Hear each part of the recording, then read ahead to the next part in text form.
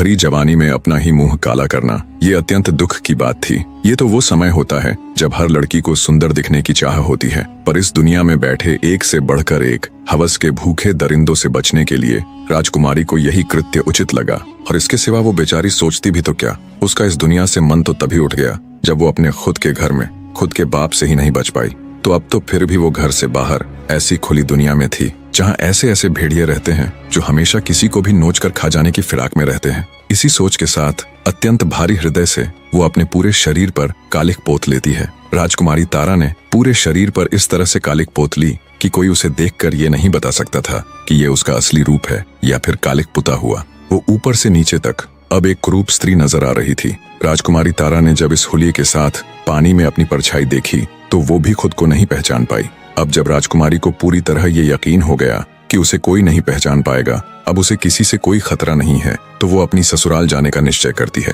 राजकुमारी ने सोचा, कहीं और भटकने से बेहतर तो यही है कि प्रतापगढ़ ही जाया जाए। कम से कम वहां अपने पति को तो रोज देख लिया करेगी। अब उनके सिवा इस दुनिया में उसका है ही कौन। हाँ, ये अच्छा विचार है। इससे मैं उनके पास भी रह लूंगी और अपने परिवार की सेवा भी कर लूंगी और किसी को कुछ पता भी नहीं चलेगा कि मैं कौन हूँ, और ना ही मुझे किसी को यह घिनौना सच बताने की जरूरत पड़ेगी। इन्हीं विचारों के साथ राजकुमारी तेजी से अपनी ससुराल यानी प्रतापगढ़ की ओर बढ़ रही थी। तभी उसे रास्ते में एक गाड़ीवान दिखाई दिया। राजकुमारी तारावती कुछ धन के बदले उसकी गाड़ी में बैठ गई। शाम होते होते राजकुमारी तारावती प्रतापगढ़ पहुंच जाती है। जब वो महल के मुख्य द्वार पर जाती है तो पहरेदार उसे रोक लेते हैं। काली कलूटी बदसूरत स्त्री को देख बोहें चढ़ाते हुए पहरेदार बोले, कौन हो तुम और अंदर कहाँ चली जा रही हो? पहरेदारों की बात सुन राजकुमारी तारा ने विनती की कि वो एक दुखियारी स्त्री है जो दर दर भटकते हुए बहुत दूर से सिर्फ राजा साहब से मिलने आई है। उसकी हालत देख उसे एक भिखारिन समझ महल के पहरे पर खड़े पहरेदार उसे धमकाकर वहां से भगा देते हैं। राजकुमारी तारा का दिल दहाड़े मार मार कर रो रहा था। कितनी ही मुश्किल से, कितनी ही उम्मीदों के साथ वो यहाँ आई थी। राजकुमारी तारा इतनी दुखी थी कि वो किसी कुएं में कूदकर अपने प्राण त्यागने की सोच रही थी। फिर उसने सोचा, बिना अपनी आखिरी कोशिश किए ऐसे तो अपने प्राण नहीं त्यागेगी। वो प्रतापगढ़ की एक सराय में रुक गई। उसने निश्चय किया कि कल सुबह फिर से अपने ससुर यानी राजा महाराज से मिलने की कोशिश करेगी। जैसे ही सुबह होती है राजकुमारी तारा फिर से राजा महाराज से मिलने का प्रयत्न करती है, पर कल शाम की ही तरह पहरेदार उसे वहां से भगा देते हैं। अंततः राजकुमारी ने निर्णय किया कि वो महल के बाहर ही राजा की प्रतीक्षा करेगी। महलों में राज करने वाली राजकुमारी किसी भिखारिन की तरह सुबह से लेकर शाम तक राजमहल के मुख्य द्वार पर राजा के इंतजार में बैठी रहती कि कब राजा बाहर आए और कब वो उससे अपने मन की बात कहे। इसी तरह बेचारी राजकुमारी के 3 दिन गुजर जाते हैं। वो सुबह आकर राजमहल के द्वार पर बैठती, पूरा दिन राजा की एक झलक का इंतजार करती और शाम को थक हार कर उदास मन से वापस सराय लौट जाती। पर उसने हिम्मत नहीं हारी। आज उसका चौथा दिन था जब वो बेचारी उदास मन से राजमहल के द्वार पर बैठी हुई थी। तभी राजमहल का मुख्य द्वार खुलता है और घोड़े पर सवार राजा धर्मपाल राजमहल के बाहर आते हैं। राजा को देखते ही फुर्ती के साथ राजकुमारी तारा उनके घोड़े के आगे खड़ी हो जाती है और कहती है, हे राजा महाराज, बहुत दिनों से मैं आपका इंतजार कर रही हूँ, मुझे आपसे कुछ बात करनी है। एकदम से घोड़े के सामने आई युवती को देख राजा थोड़े से असहज हो जाते हैं और कहते हैं कि कौन हो तुम? राजकुमारी तारा कुछ कहती, इससे पहले ही द्वार पर खड़े पहरेदार बोले, महाराज, ये कोई पागल लड़की है जो पिछले कुछ दिनों से आपसे मिलने की जिद कर रही है। हमने इसको बहुत बार भगाया भी, लेकिन फिर भी ये हर रोज यहाँ आ जाती है। तभी राजकुमारी तारा बोली, माफ करे महाराज, मैं कोई पागल नहीं हूँ, मैं तो एक दुखियारी स्त्री हूँ जो बड़ी उम्मीद लेकर आपसे मिलने आई हूँ। राजकुमारी की बात सुन राजा बोला, सुनो लड़की, अभी तो मैं किसी जरूरी कार्य से बाहर जा रहा हूँ, तुम कल इसी समय राजदरबार में आ जाना, कल तुम्हें अंदर आने से कोई नहीं रोकेगा। इतना कह राजा धर्मपाल वहां से चले जाते हैं। राजा से आश्वासन मिलने पर राजकुमारी वापस सराय चली जाती है। अगले दिन राजा के कहे अनुसार जब राजकुमारी तारा उनसे मिलने के लिए आती है तो पहरेदार बिना किसी रोक टोक के उसे अंदर जाने देते हैं। महल के अंदर आते ही राजकुमारी तारा की नजरें हर जगह राजकुमार अभिमन्यु को ढूंढ रही थीं, पर वो उसे कहीं भी दिखाई नहीं देता। राजकुमारी राजसभा में चली जाती है। जब वो राजसभा में आती है तो एक काली कलूटी बदसूरत सी महिला को देख राजसभा के सभी सदस्य बड़ी अजीब नजरों से उसे घूर रहे थे। राजकुमारी तारा राजा धर्मपाल के समक्ष जा उन्हें हाथ जोड़कर प्रणाम करती है।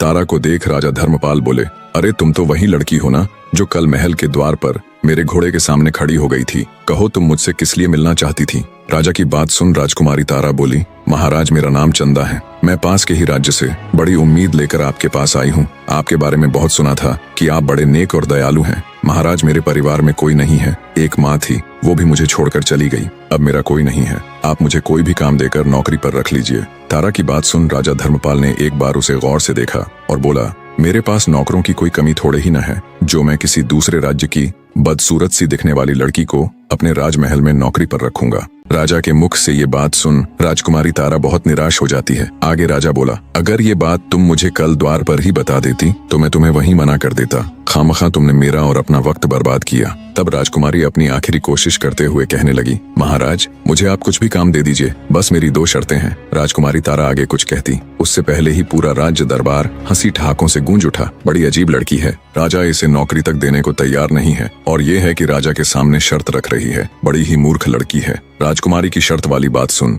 राजा धर्मपाल भी आश्चर्य से भर गया और उत्सुकता के साथ बोला, अच्छा बताओ तो तुम्हारी वे कौन सी शर्त है? राजकुमारी बोली, महाराज पहली ये कि मुझे अपने काम के बदले बस 2 वक्त की रूखी सूखी रोटियां ही चाहिए, क्योंकि इससे ज्यादा की मुझे जरूरत भी नहीं है, इसलिए आप इसे मेरी पहली शर्त ही मान सकते हैं। राजा ने सोचा, बड़ी बेवकूफ लड़की है, एक तो काम के बदले सिर्फ सूखी रोटियां मांग रही है और दूसरा उसे शर्त का नाम भी दे रही है। राजा उसकी मूर्खता पर मन ही मन मुस्कुराया और बोला, अच्छा ठीक है, अपनी दूसरी शर्त बताओ। राजकुमारी तारा बोली, महाराज मेरी दूसरी शर्त ये है, अगर मुझसे कोई गलती हो जाए, कोई भूल हो जाए, तो आप मुझे नौकरी से नहीं निकालेंगे, भले ही मेरी गलती के बदले मुझे कोड़े मारने की सजा दे दीजिएगा। इतना कह राजकुमारी तारा घुटनों पर बैठकर राजा के सामने गिड़गिड़ाने लगी और बोली, महाराज मुझ अनाथ पर दया कीजिए, अब आप ही मेरी आखिरी उम्मीद हो, कृपया मुझे मना मत कीजिएगा। उसको यूं गिड़गिड़ाते देख राजा धर्मपाल को उस पर दया आ जाती है। अंततः वे उसे जानवरों के बाड़े का काम दे देते हैं। राजा के पास बहुत गाय थीं, जिनको खिलाने पिलाने से लेकर उनको चराने ले जाने और बाड़े की साफ सफाई तक का सारा काम राजकुमारी तारा को सौंप दिया जाता है। उसके रहने की व्यवस्था भी पशुओं के साथ बाड़े में ही कर दी जाती है। राजकुमारी तारा अत्यंत खुश थी। जब एक नौकरानी चंदा यानी राजकुमारी तारा को बाड़े के पास लेकर जाती है तो राजकुमारी तारा को बाड़े से कुछ ही दूरी पर राजकुमार अभिमन्यु खड़े हुए दिखाई देते हैं। ऐसे अपने पति को बस कुछ ही कदम दूर खड़े देखकर राजकुमारी तारा का हृदय अंदर से उमड़ आता है। उसकी आंखों में खुशी के आंसू आ जाते हैं। एक साथ पता नहीं कितनी ही भावनाएं राजकुमारी के अंदर बह रही थीं।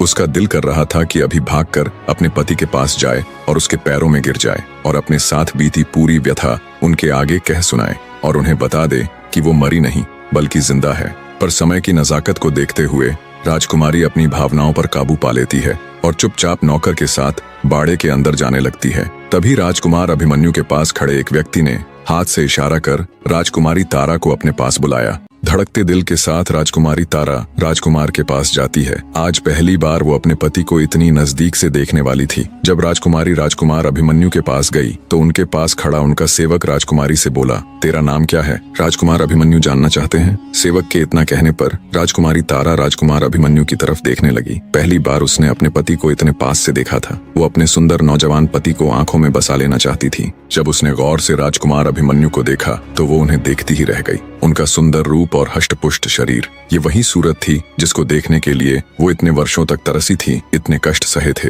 राजकुमारी को ऐसे एक सांस राजकुमार को घूरते देख उनके पास खड़ा व्यक्ति बोला, ऐसे क्या देख रही है? क्या तूने कभी कोई राजकुमार नहीं देखा? अपनी नजरें नीची रख। क्या तूने कभी खुद को आईने में देखा है? तू इतनी बदसूरत है, इतनी कलमुही है, अगर तू शीशे को भी देखे तो वो भी टूट जाएगा। इतना कह वो आदमी घिनौनी हंसी हंसने लगा। राजकुमारी तारा बेचारी शर्म से पानी पानी हो गई। तभी राजकुमार अभिमन्यु पास खड़े व्यक्ति की हरकत पर क्रोधित होते हुए बोले, अगर वो क्रूप है, काली है, बद्दी है, तो इसमें इस बेचारी का क्या दोष है? अरे मूर्ख आदमी, ये तो उस ऊपर वाले की बनाई रचना है। वो किसी को कैसा तो किसी को कैसा बनाता है। किसी के शक्ल सूरत का उपहास करना मतलब उस ऊपर वाले की तौहीन करना है। राजकुमार अभिमन्यु की बात सुन पास खड़े व्यक्ति का अपना सा मुंह हो जाता है। वहीं पास खड़ी राजकुमारी ने जब राजकुमार के शब्दों को सुना तो उसके दिल में राजकुमार की इज्जत कई गुना बढ़ गई। उसे फक्र हो रहा था कि वो इतनी अच्छी सोच, इतने सुंदर विचारों वाले पुरुष की जीवन संगिनी है। राजकुमारी तारा शर्माते हुए राजकुमार की तरफ देखते हुए बोली, जी मेरा नाम चंदा है। राजकुमार बोला,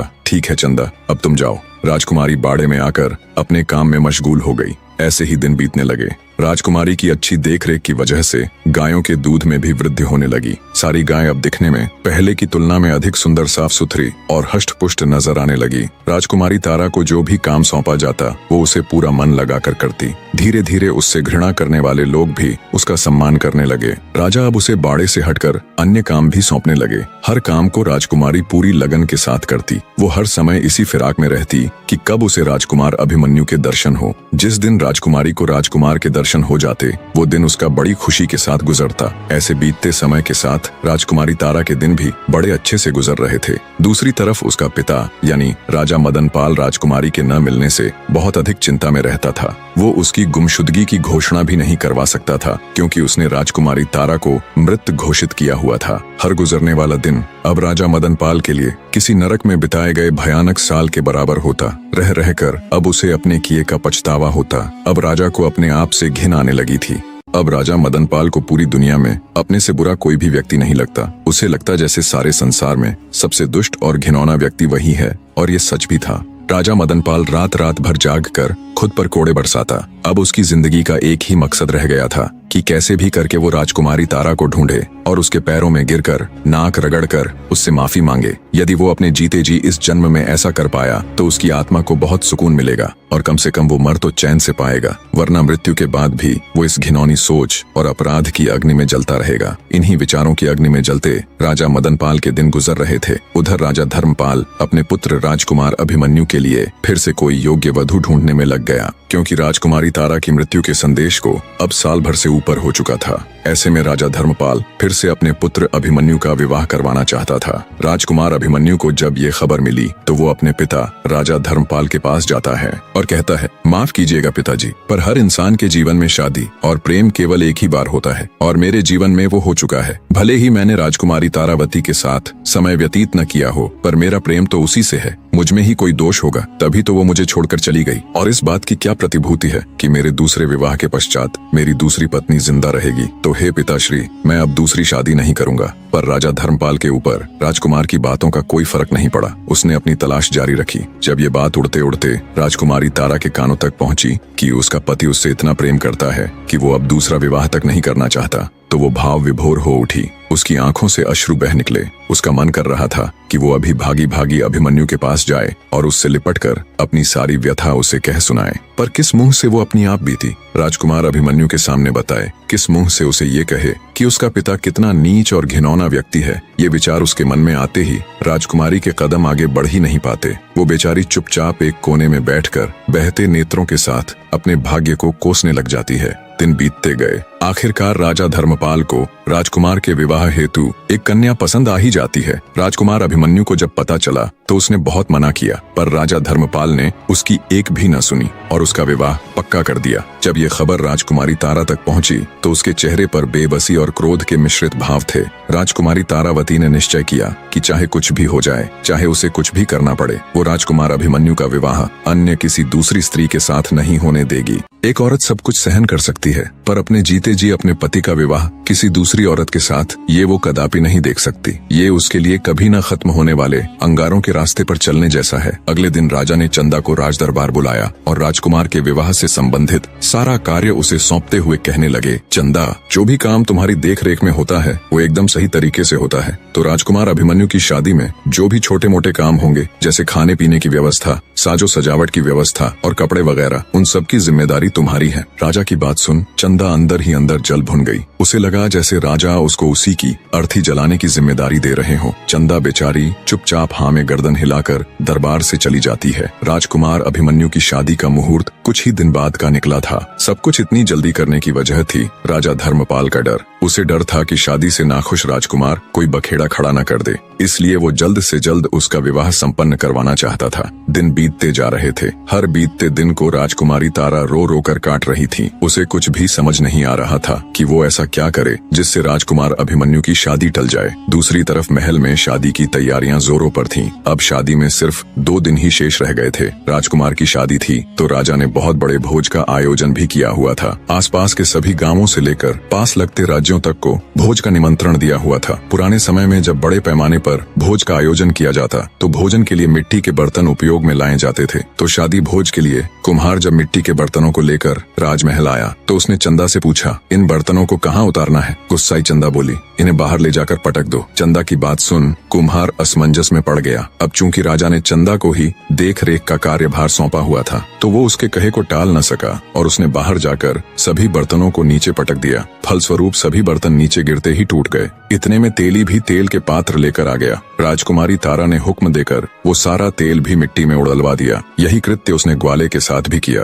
ग्वाला जब दूध लेकर आया तो चंदा ने उसके सारे दूध को भी जमीन पर बिखरवा दिया और अंत में जहाँ खाने की सामग्री रखी हुई थी वहाँ अनेकों कीटों को छोड़ दिया, जिससे सारी भोजन सामग्री भी नष्ट हो गई। जब राजा को चंदा की इन सभी हरकतों का पता चला तो वो आग बबूला हो गया। राजा ने तुरंत उसे पकड़कर लाने का आदेश दिया। कुछ ही पलों में सिपाहियों ने उसे पकड़कर राजा के सम्मुख पेश किया। गुस्साए राजा का मन तो कर रहा था कि वो अभी धक्के मारकर तुरंत उस कलमुही चंदा को अपने राज्य से बाहर कर दे, पर राजा अपने ही वचनों में बंधा हुआ था। उसने चंदा यानी राजकुमारी तारा को ये वचन दिया था कि वो उसे नौकरी से कभी नहीं निकालेगा। तो वचनबद्ध राजा ने अपना गुस्सा शांत करने और चंदा को उसकी सजा देने के लिए सिपाहियों को आदेश दिया कि इसको 100 कोड़े मारे जाएं। कोड़े भी ऐसे कि हर कोड़े के साथ इसकी खाल उधड़ जाए। इसको पता तो चलना चाहिए कि इसने क्या जरूरत की है। राजा के आदेश पर राजकुमारी तारा को 100 कोड़े लगाए गए। कोड़े लगने से घायल बेचारी चंदा खून के आंसू रो रही थी। मारे दर्द के वो बिलबिला रही थी। कोड़े मारने की सजा पूरी होने पर सिपाही उसको उसकी झोपड़ी में छोड़ जाते हैं। वहाँ उसे उसी हालत में पड़े पड़े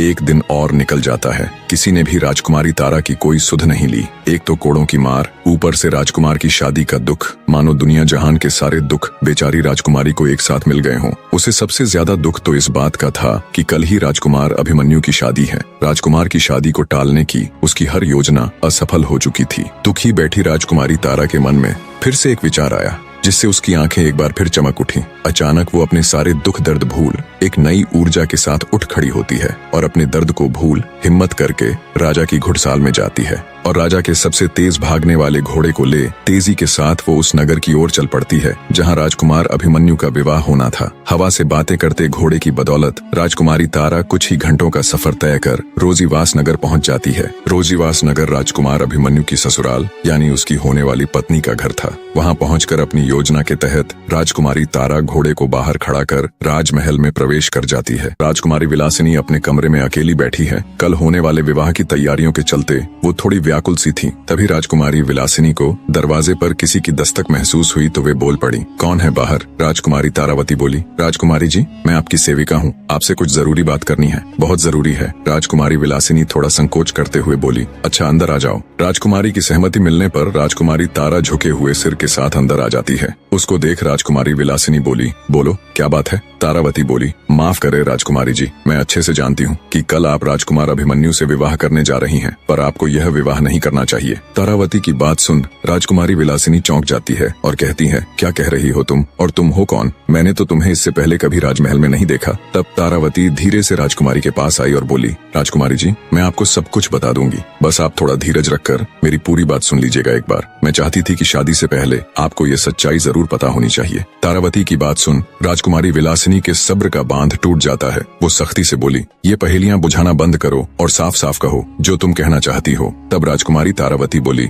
राजकुमारी जी, राजकुमार अभिमन्यु यानी आपके होने वाले पति की पहली पत्नी अभी मरी नहीं है। ये सुन राजकुमारी विलासिनी स्तब्ध हो उठ खड़ी हुई और बोली, ये क्या कह रही हो तुम? सबको तो यही बताया गया कि उनकी पत्नी मर चुकी है। तारावती बोली, नहीं राजकुमारी जी, वो जिंदा है, पर कुछ मजबूरियों के चलते उसने अपनी हकीकत को छुपा रखा है। वो अब भी अपने पति को बेइंतहा प्यार करती है। राजकुमारी विलासिनी बोली, पर वो है कौन और तुम ये सब कैसे जानती हो? तब राजकुमारी तारावती धीरे से अपनी ओढ़नी हटाती है और कहती है, मैं ही हूँ तारावती, राजकुमार अभिमन्यु की पहली पत्नी। ये सुन राजकुमारी विलासिनी स्तब्ध सी खड़ी रह जाती है। फिर बोली, क्या है ये सब? मुझे अब भी कुछ समझ नहीं आ रहा। तब राजकुमारी तारावती शुरू से लेकर आखिर तक अपनी पूरी आप बीती राजकुमारी विलासिनी के आगे कह सुनाती है कि कैसे उसके धूर्त पिता के कारण उसे आधी रात को राजमहल छोड़ना पड़ा और क्यों उसने अपने सुंदर रूप को बिगाड़कर खुद को एक कुरूप स्त्री बना लिया। और कैसे वो राजकुमार अभिमन्यु के महल में एक नौकरानी की तरह रह रही है। इतना कह राजकुमारी तारा अपनी ओढ़नी के पल्लू से अपने चेहरे की कालिख हटाती है। ये देख और पूरी बात जान राजकुमारी विलासिनी स्तब्ध रह जाती है।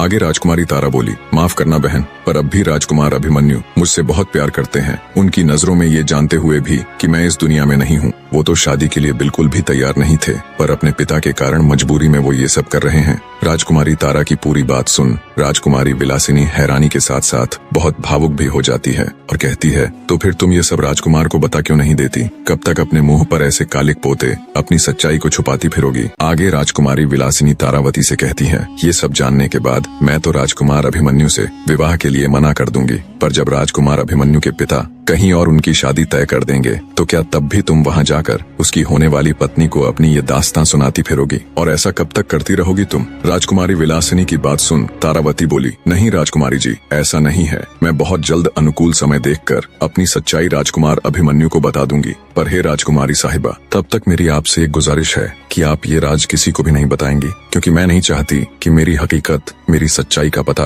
राजकुमार अभिमन्यु को किसी और से चले। आखिर राजकुमारी विलासिनी भी थी तो एक औरत ही। वो राजकुमारी तारावती का दुख समझकर उसे विश्वास दिलाती है कि वो उसकी सच्चाई किसी के आगे बयान नहीं करेगी और कोई अन्य कारण देकर राजकुमार से विवाह के लिए मना कर देगी। राजकुमारी विलासिनी की बात सुन राजकुमारी तारा को बहुत सुकून मिला। वो हाथ जोड़कर राजकुमारी का शुक्रिया अदा कर खुशी खुशी उससे विदाई ले वापस प्रतापगढ़ की ओर रवाना हो जाती है। राजकुमारी तारा जल्दी से जल्दी प्रतापगढ़ पहुंचना चाहती थी। वो नहीं चाहती थी कि उसके बाहर जाने की खबर किसी को भी पता चले। राजकुमारी तारावती के जाने के बाद राजकुमारी विलासिनी अपने माँ बाप के पास जाती है। देखा तो वो दोनों बहुत खुश थे और कल होने वाले उसके विवाह की ही चर्चा कर रहे थे कि इतना अच्छा दामाद तो बड़ी किस्मत से मिलता है। उनको खुश देख राजकुमारी विलासिनी का मन थोड़ा उदास हो जाता है, पर फिर भी वो कड़ा हृदय करके उनके पास जाती है और कहती है कि वो ये विवाह नहीं करेगी। उसकी बात सुन उसके माता पिता हैरानी के साथ उससे विवाह न करने की वजह पूछते हैं। तब राजकुमारी बोली, माफ करना पिताजी, माताजी, मुझे बहुत अजीब सा लग रहा है। मेरा दिल बिल्कुल भी ये शादी करने की गवाही नहीं दे रहा।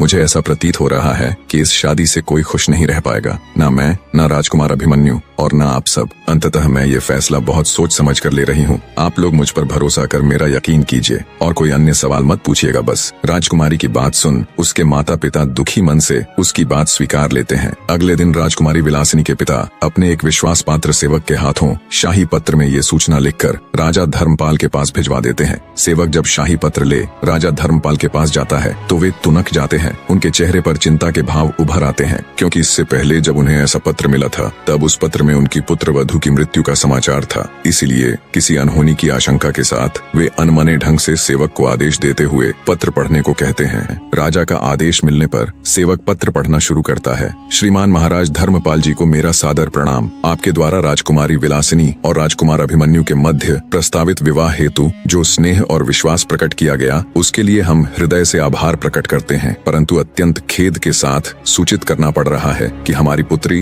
राजकुमारी विलासिनी इस विवाह प्रस्ताव से विनम्रता पूर्वक पीछे हटने का निर्णय ले चुकी हैं। राजकुमारी का मत है कि यह विवाह दोनों राज्यों के सम्मान और भविष्य की शांति के लिए यदि न हो तो अधिक उचित रहेगा। उनके मन में इस संबंध को लेकर एक ऐसा आंतरिक द्वंद्व उत्पन्न हुआ है जिसे उन्होंने पूरी शिष्टता व आत्मगौरव के साथ हमारे समक्ष रखा। हम यह स्पष्ट करना चाहेंगे कि यह निर्णय किसी बाहरी दबाव, असम्मान या अपमान के कारण नहीं लिया गया है, बल्कि यह हमारी पुत्री की अंतरात्मा की आवाज है जिसे हम नकार नहीं सकते। हमें पूर्ण विश्वास है कि आप हमारे इस निर्णय को सम्मान देंगे और दोनों राज्यों के मध्य सौहार्द एवं मैत्रीपूर्ण संबंध पूर्ववत प्रगाढ़ बने रहेंगे। आपका सदा शुभ चिंतक महाराज रत्नवर्धन सिंह। ये खबर सुनते ही राजा धर्मपाल के पैरों नीचे से जमीन खिसक जाती है। विवाह की सारी तैयारियां हो चुकी थीं, पर अब अचानक ये मनहूस खबर। ये दूसरी बार था जब उनके बेटे के विवाह में अड़चन आई थी। राजा धर्मपाल अपने सिर को पकड़कर गहरी चिंता में चले जाते हैं। दूसरी बार घटी इस दुखद घटना के कारण राजा धर्मपाल दुखी हृदय से ये सोच ही रहे थे कि पता नहीं उनके पुत्र के साथ ही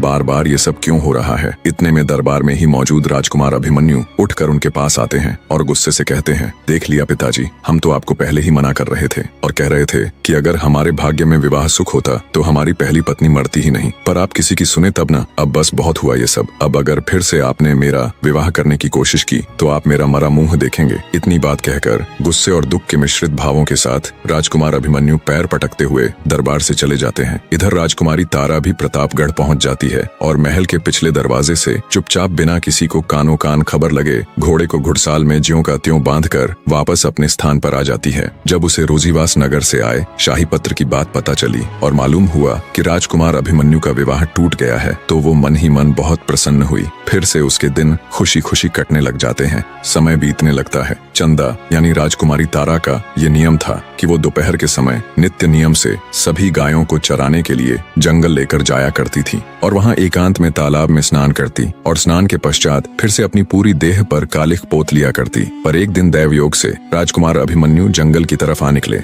राजकुमारी तारा तालाब में स्नान कर रही थी। वो एकदम निश्चिंत हो अपने ही ख्यालों में खोई बड़े ही आनंद के साथ स्नान करने में मग्न थी। दूसरी तरफ राजकुमार अभिमन्यु जंगल की तरफ बढ़ रहे थे। आमतौर पर वे इस समय कभी जंगल की तरफ नहीं आते थे। वो धीरे धीरे तालाब की ही ओर बढ़ रहे थे। राजकुमारी तारा अपने निर्धारित समय में स्नान कर वस्त्र आदि पहनने के उपरांत आखिर में बचे हुए अपने हाथों के ऊपर कालिख पोत रही थी। तब तक राजकुमार अभिमन्यु घूमते घूमते जब वे तालाब के पास पहुंचे तो उनकी नजर राजकुमारी तारावती पर गई। राजकुमारी का मुख उस समय दूसरी दिशा में था। वो बड़े ही आराम से आखिर में बचे अपने हाथों पर कालिख पोतने में तल्लीन थी। राजकुमार की नजर जब उसके गोरे हाथों पर गई तो वो अचंभित हो गया। ये कैसे हो सकता है? इसके हाथ इतने गोरे कैसे हो सकते हैं? ये तो काली थी ना। क्या ये कुछ छिपा रही है? क्या इसकी हकीकत कुछ और ही है? जरूर इसके पीछे कोई तो रहस्य है। एकदम से ऐसे अनेकों सवाल राजकुमार अभिमन्यु के दिमाग में उथल पुथल मचाने लगे। तभी राजकुमार ने विचार किया कि अभी उसके पास जाए और उसी से इस सब के बारे में पूछे। पर अगले ही पल वो कुछ सोचकर रुक गया। उसने विचार किया कि वो कल फिर से इसी समय यहाँ आएगा और पूरी सच्चाई का पता लगाएगा। इसी सोच के साथ राजकुमार अभिमन्यु ने चुपचाप अपना घोड़ा वापस मोड़ लिया और जरा सा भी शोर किए बिना वहाँ से चला गया। रात को उसे ठीक से नींद भी नहीं आई। बार बार उसकी आंखों के सामने चंदा के हाथों की छवि उभर कर आ रही थी। आखिर एक कुरूप स्त्री के हाथ इतने सुंदर कैसे हो सकते हैं? इन्हीं विचारों की उधेड़-बुन में करवटें बदलते बदलते सुबह हो जाती है। सच्चाई का पता लगाने के लिए राजकुमार अभिमन्यु कल बीती घटना के समय से बहुत पहले ही जंगलों में चला जाता है और तालाब के पास झाड़ियों में छिप कर बैठ जाता है। दोपहर का समय हुआ तो गायों के रंभाने की आवाज उसके कानों में पड़ी। राजकुमार अभिमन्यु और अधिक सतर्क होकर बैठ जाता है। कुछ ही देर में राजकुमारी तारा गायों के साथ तालाब के निकट पहुंच जाती है। हमेशा की तरह उसने गायों को चरने के लिए छोड़ दिया और खुद तालाब के किनारे जा स्नान करने के लिए अपने वस्त्र उतारने लग जाती है।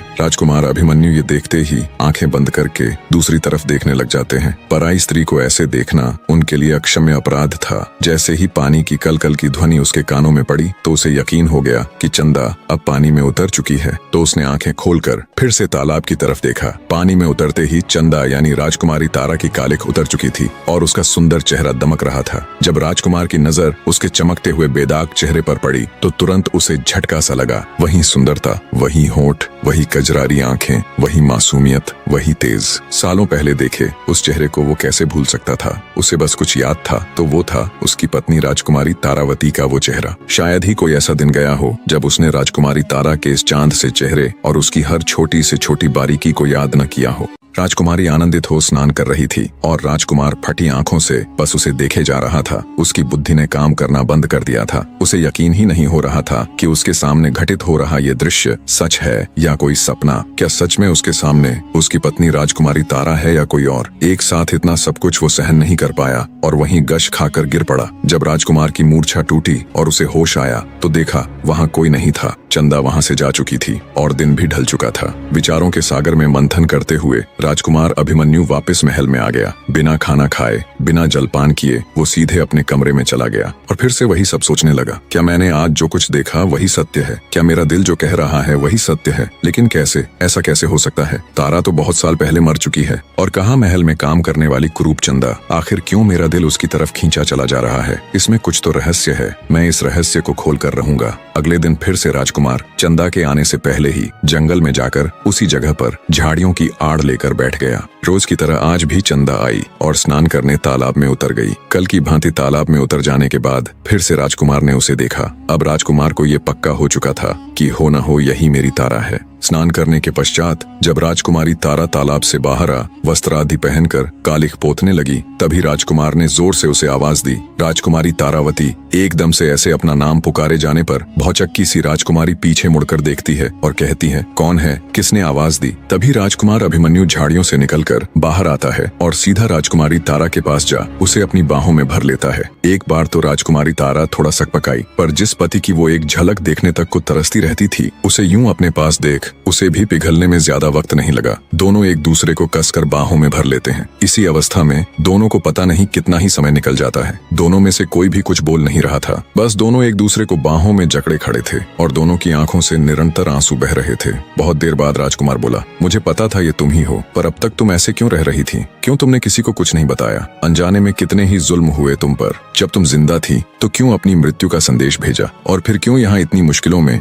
एक छोटी सी नौकरानी बनकर रही? राजकुमार ने एक साथ ढेरों सवाल दाग दिए, पर राजकुमारी तारा बिना एक भी शब्द बोले बस रोए जा रही थी। उसे तो जैसे आज सारा जहां मिल गया हो। कुछ देर बाद दोनों थोड़े शांत हुए तो वहीं तालाब के किनारे बैठ गए। राजकुमार का अपने प्रति प्रेम और सम्मान देखकर राजकुमारी तारा ने निश्चय किया कि वो राजकुमार को सब बता देंगी। यही वो अनुकूल समय है। फिर राजकुमारी ने शुरू से लेकर अंत तक अपनी पूरी व्यथा बहते नेत्रों के साथ राजकुमार अभिमन्यु के आगे कह सुनाई। सब कुछ जानने सुनने के बाद राजकुमार अभिमन्यु भौचक्का रह जाता है। नाजुक सी राजकुमारी कितना कुछ झेल गई। राजकुमारी तारा के रूप में मिली जीवन संगिनी पर उसे गर्व हो रहा था, जिसने अपनी इज्जत बचाने के लिए अपने घर बार तक को छोड़ दिया, नौकरानियों की तरह रही और क्या कुछ नहीं सहा। राजकुमार अभिमन्यु बोला, सुनो प्रिय, जो हुआ मैं उसको बदल तो नहीं सकता, पर आज मैं तुमसे एक वादा करता हूँ कि मैं अब कभी भी कोई भी दुख दर्द, कोई भी मुश्किल तुम्हारे जीवन में नहीं आने दूंगा। तुम्हें हर वो खुशी दूंगा जिसकी तुम हकदार हो। मुझे गर्व है तुम्हारे जैसी जीवन संगिनी मिलने पर, और तुम किस बात के लिए शर्मिंदा हो रही हो? अरे तुमने तो वो किया और सहा है जो शायद दूसरी कोई भी औरत न सह पाती और न कर पाती।